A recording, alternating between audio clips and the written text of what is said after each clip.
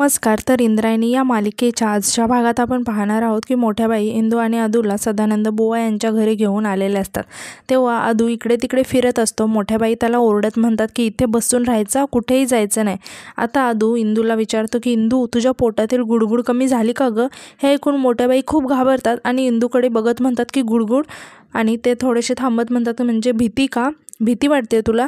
तेव्हा इंदू हो म्हणून सांगते आणि म्हणते की मोठ्या बाई, व्यंको महाराज असताना कीर्तनाची भीती नाही वाटत. तेव्हा मोठ्या बाई इंदूला म्हणतात की अगं पण आपले व्यंकट महाराज काय म्हणतात, विठुराया? तेव्हा इंदू म्हणते की पाठीराखा. मग मोठ्या बाई म्हणतात की मग विठुराया आपल्या पाठीशी असताना आपण कशाला घाबरायचं? अधोक्षज मात्र इकडे तिकडे लक्ष असतं. तेव्हा मोठ्या बाई त्याला ओरडत म्हणतात की तुला सांगितलंय ना, दुसऱ्यांच्या घरात असं डोकवायचं नाही, इथे बसून राहायचं. आता अदू म्हणतो की त्या दुसऱ्या रूममध्ये ना कार्टून चालू आहे, मला कार्टून बघू दे ना. तेव्हा मोठ्या बाई म्हणतात की असं कार्टून नाही बघायचा. तेव्हा अदू चिडून म्हणतो की तू मला मॅचला नाही जाऊ दिलं ना, तर मग आता मला कार्टून बघू दे. तेव्हा मोठ्या बाई वैतागून म्हणतात की जा बाबा जा. आणि तेव्हा अदू म्हणतो की आई, इंदूला पण येऊ दे ना. तेव्हा मोठ्या बाई म्हणतात की नाही तिला कीर्तन करू दे. आता अदू नाराज होऊन जायला लागतो. तेव्हा मोठ्या बाई त्याला थांबवत म्हणतात की बरं अधोक्षज थांब, हिला पण घेऊन जा. तितक्यात तिथे सदानंद बुवा येतात आणि ते मोठ्या बाईंना विचारतात की मोठ्या बाई, कीर्तनाला अजून थोडासा टाईम आहे, तोपर्यंत तुम्हाला काही खायला हवं आहे का, ते सांगा, आणून देतो. मोठ्या बाई म्हणतात की आता हे खाणं पिणं होतच राहील, पण एक महत्त्वाची गोष्ट अजून बाकी आहे. तेव्हा सदानंद बुवा विचारतात की काय झालं मोठ्या बाई? आता मोठ्या बाई म्हणतात की आपला व्यवहार पूर्ण नाही झाला. सदानंद बुवा विचारतात की व्यवहार म्हणजे?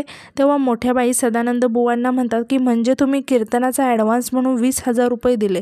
तेव्हा सदानंद बुवा म्हणतात की हो, ठरल्याप्रमाणे 20,000 रुपये दिले तुम्हाला. तेव्हा मोठ्या बाई म्हणतात की पण सुपारी 50,000 रुपयाची ठरली आहे, उरलेले 30,000 रुपये द्या आणि व्यवहार पूर्ण करा. सदानंद बुवा म्हणतात की पाकीट तयारच आहे, कीर्तन झालं की ते आम्ही तुम्हाला देऊ. मोठ्या बाई म्हणतात की आधीच द्या, म्हणजे कसं आहे, जोपर्यंत व्यवहार पूर्ण होत नाही ना, तोपर्यंत इंद्रायणी कीर्तनासाठी उभीच राहत नाही. आधी पैशांचा व्यवहार आणि मगच कीर्तन सेवा. सदानंद बुवा म्हणतात की कीर्तन झालं की देऊच हो तुम्हाला. आत्ता गावातील काही लोकसुद्धा तिथेच आलेले असतात. तेव्हा त्यातील एक जण म्हणतो की मोठ्या बाई, कीर्तन वेळेवर नाही झालं ना तर खूप मोठा प्रॉब्लेम होईल हो. मोठ्या बाई म्हणतात की प्रॉब्लेम होईल त्याची तुम्ही काळजी घ्या, पण मला आता पैसे द्या. सदानंद बुवा म्हणतात की हो, काही पैसे लोकांच्या देणगीतून उभे राहणार आहेत, म्हणून म्हटलं की आम्ही ते पैसे कीर्तन झाल्यानंतर देऊ. मोठ्या बाई म्हणतात की हे पहा, पुन्हा पुन्हा तेच बोलायला आवडत नाही मला. आणि त्या आदू आणि इंदूला आवाज देत म्हणतात की चला बघू, आपल्याला निघायचं आहे लवकर. हे ऐकून सदानंद बुवा घाबरत मोठ्या बाईंसमोर हात जोडून म्हणतात की मोठ्या बाई, मला फक्त 15 मिनिटे द्या, मी लवकरात लवकर पैशाचे पाकीट तुमच्यापर्यंत पोहोचवतो, पण कीर्तन थांबवू नका प्लीज. आता यानंतर आपण पाहतो की इंदू कीर्तन करत असते. इंदू म्हणते की रामकृष्ण हरी माऊली, आणि ती म्हणायला लागते की माझे व्यंको महाराज, आणि ती थोडीशी शांत होते आणि म्हणते की माझे व्यंकट महाराज म्हणजे माझे गुरु. व्यंकट महाराज नेहमी सांगतात माणूस हा एक विचित्र प्राणी असतो, कारण त्याला मनही असतं आणि बुद्धी पण असते, पण मन जातं एकीकडे आणि बुद्धी जाते दुसरीकडे. काय करायचं आता, विठ्ठला विठ्ठला.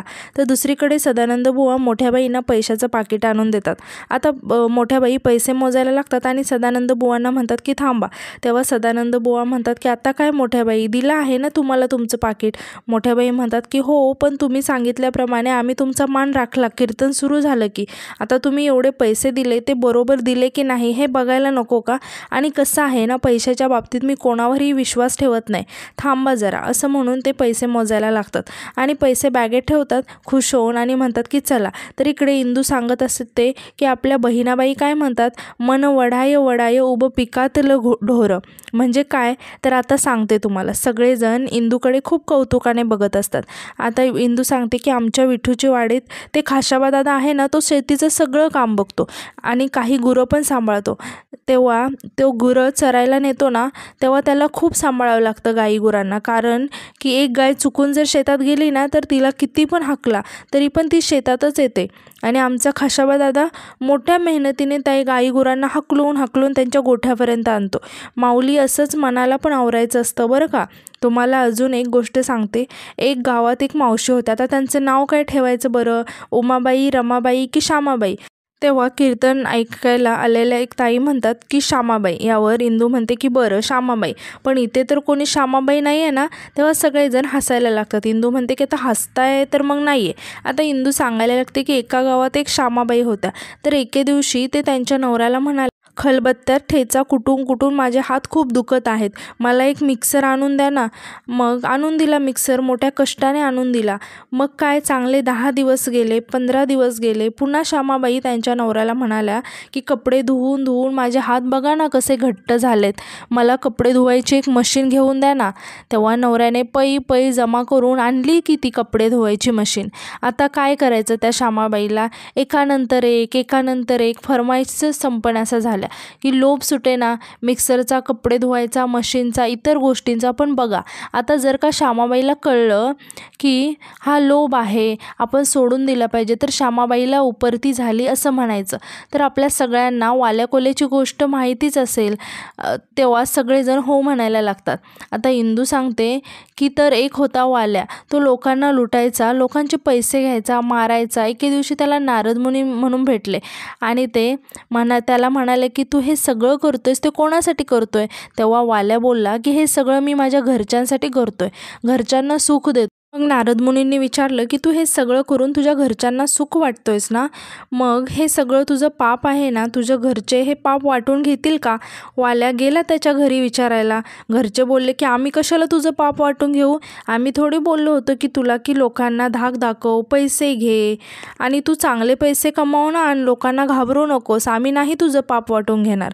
आता हे सगळं ऐकून वाल्याचे डोळे उघडले आणि वाल्याला उपरती झाली आणि वाल्याचा वाल्मिकी झाला. इंदू म्हणते की आपण जे करतो ते आपण आपल्या जवळच्या माणसांसाठीच करतो ना, पण करता करता कधी लोभ धरतो, पैशाची हाव धरतो. पण माऊली, हा लोभ, ही पैशाची हाव आपल्या जवळच्या माणसांना हवी आहे का, हे कोण विचारतं का त्यांना. माऊली, वाल्या कोळ्याला नारदमुनी भेटले म्हणून त्याला उपरती झाली, पण माऊली तुम्हाला आणि मला नारदमुनी भेटतील याची काय खात्री. आपण जर चुकीच्या मार्गाने लागलो तर हे वाईट आहे, आपण ते बंद केले पाहिजे, हे आपल्याला कळलं पाहिजे की नाही. म्हणजे माऊली, आपण आपली उपरती स्वतः शोधली पाहिजे ना. आणि ती सुंदर अशा अभंगाला सुरुवात करते. सर्वजण तिच्या आवाजाने भारावून गेलेले असतात. आता मोठ्या बाईसुद्धा तिथे येतात आणि खुश होऊन इंदूचं कीर्तन ऐकत असतात. आणि ते गावातील काही लोक म्हणतात की सदाभाऊ, म्हणजे ज्यांनी हे कीर्तन ठरवले त्यांना म्हणतात की अहो, तुमच्यामुळे इंद्रायणी ताईचं एवढं सुंदर कीर्तन ऐकायला भेटलं, साक्षात विठुरायांचा आशीर्वाद दिसतो, कीर्तन सुंदर करतात. आता सदाभाऊ म्हणतात की हो, खरंच सुंदर कीर्तन करतात ते आणि पैसे वाजवून सुद्धा घेतात.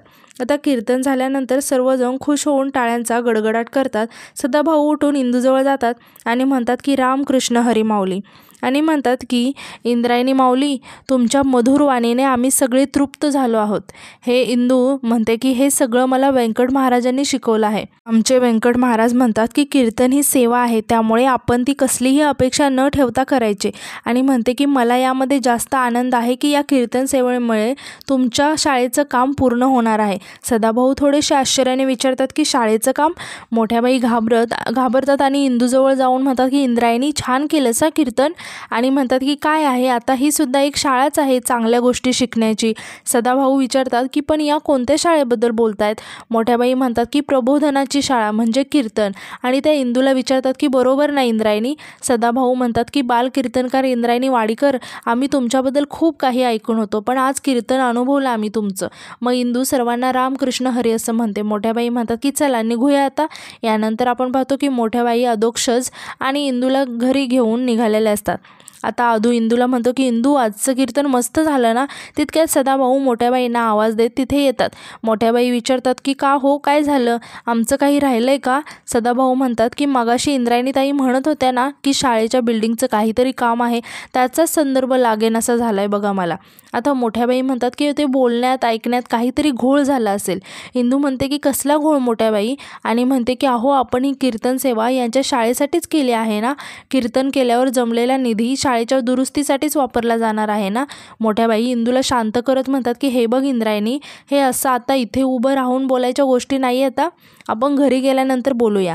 असं म्हणून त्या तिला तिथून घेऊन जायला लागतात. सदाभाऊ इंदूला म्हणतात की इंद्रायणीताई, आज जे जमवलेलं धन होतं ना, ते शाळेचा निधी म्हणून नाही, तर तुमच्या कीर्तनाचं मानधन म्हणून दिलं आहे, तुमच्या कीर्तनाची फीज. तेव्हा इंदू खूप शॉक होते आणि विचारते की कीर्तनाची फी. मोठ्याबाई थोड्याशा घाबरतात. आता इंदू मोठ्याबाईंना विचारते की मोठ्याबाई, हे असे का बोलतायत, आणि ती मोठ्याबाईंकडे बघायला लागते. आणि आजचा भाग इथे संपतो. धन्यवाद.